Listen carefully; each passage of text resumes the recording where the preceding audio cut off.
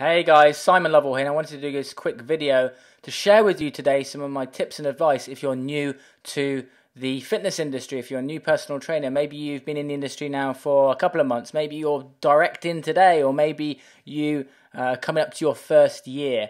Well, I want to share some wisdom with you and some thoughts on how to get your head into the right place. The first thing is as you're starting to grow as a personal trainer and get better and more disciplined on the gym floor, it's very important that you focus on the business side of things.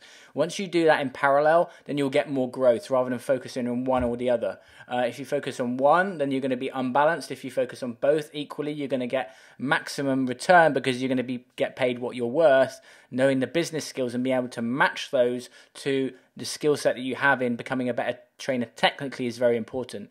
Also, you want to shortcut your process. If you can talk to some trainers that have been around a while and understand some of the processes that they adopt. For example, when I first started out as a trainer, it took me a long period of time to know that at a point of sale, it's very important that to say to a new client, if you can't turn up to a session, then it would be very useful if you give me 24 hours notice. If you don't, unfortunately, you're going to lose the session because I can't fill the slot, and so I'm running a business, and do you understand? Just that small conversation made me thousands of pounds, and also got me more committed clients. Also, if you're selling the one-to-one model, it's very flawed in that business model, especially is that clients are in control. If they're paying per session and they don't turn up, they can just hold that income back. And we need to get people to hold themselves responsible. We don't want you to miss out because the client's not being committed. Of course, things happen. People can't turn up to sessions, but typically, a lot of the time, especially if you're doing personal training, you've got to understand that there can be a little bit of lying going on internally in people's brains because they're tired, they don't want to train, they don't want to, get out of their comfort zone when they're feeling down, and so you will be penalized for that financially if that happens. Another thing is marketing.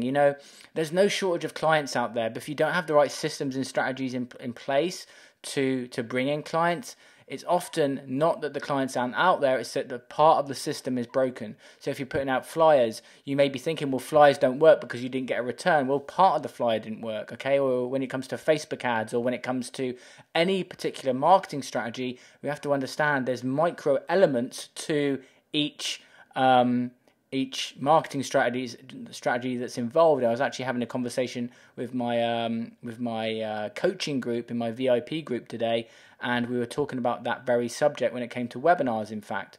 Also, understanding just basic business skills, so leveraging your time. So, if you get very popular and you get great results, you find yourself busier because you're focusing on more of the marketing and the sales, then there's going to become a point where you reach a cap of I'm burning myself out. And especially if you have a family and the goal is to have more freedom, then you've got to properly leverage the business to make sure that you are creating a business that's sustainable, and you're moving out of what we call the artist, the manager, and the entrepreneur, and you're moving slightly more into the management side, which is key.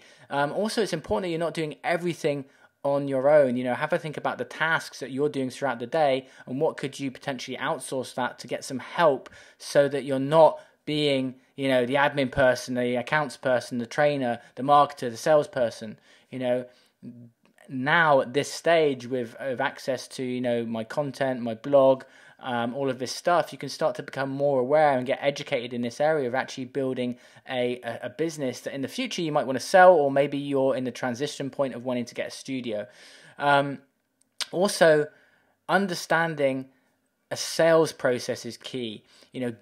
Getting a lead is fine, but taking someone through the process of getting them interested to actually handing you a check, doing a bank transfer, you taking a payment on a card, there's so many micro elements within that process that if you don't have the right conversation, you're not going to be paid what you're worth, you're not going to get the proper investment, the client's not going to be committed. And what is very important that also is that many times I will find that trainers are saying, Simon, my clients aren't committed, they're not getting the results I want. It's actually about the conversation you have at point of sale that actually starts the whole transformation. So you may think that, it's down to the training and the nutrition. Of course, that plays a huge role. However, having the right sales process and the conversation to get someone invested, and what you say in that process really, really is key, because you can get people signed up for more sessions, more frequently.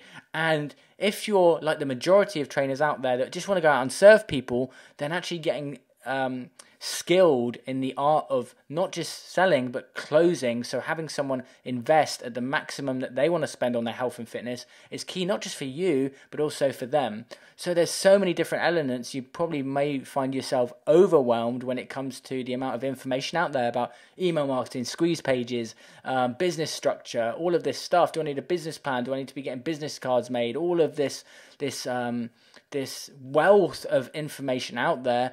And just understand that once you actually follow systems and also set up systems in your own business, that's when you can really start to grow. Listen, I've got a fantastic opportunity, which is for a very, very limited number of trainers. My coaching fees are quite high. I'm not at the low end of the market, and I'm kind of proud of that. But I did want to open an opportunity for trainers who have been in the industry for less than 12 months. And so I've created something called the Ascension Challenge, the Fit Pro Mastery Ascension Challenge. Fit Pro Mastery is my signature coaching program. And but for those that qualify who have been in the industry for less than 12 months, you can basically invest a lower cost investment and then ascend into coaching with me using the same systems and strategies that my coaching clients go through. So have a check on this blog and have a read of the information here. It's a fantastic opportunity so that you can start balancing out between that skill set that you've got as a trainer, but also then the business skills. And I give you systems for lead generation, that sales process, giving you systems for how to wow your clients, everything typically that the training companies don't teach, and more of the underground information on how to really scale your business is what you need to know, and the return on investment will be huge. And so I challenge you to have a look on this page and maybe become part of that challenge so that you can really take your fitness business to the next level. Something I talk about in this blog is actually the fact that it doesn't matter that you're new, you can still really maximize your income growth. It's not about the amount of qualifications you can get. It's not about all the time you're spending, doing all the different courses that are going to increase your income and lifestyle. It's about your level of sophistication, business sophistication, when it comes to these different elements: marketing, sales, leverage, and all the other things that go in to make your business skyrocket in the first period. And so you can get your best start with this challenge. So take care, have a look through the blog, then click that button which is let me in right now, and let's get you started on this new journey. And whatever you decide to do, I wish you all the best in your fitness business. Take it easy.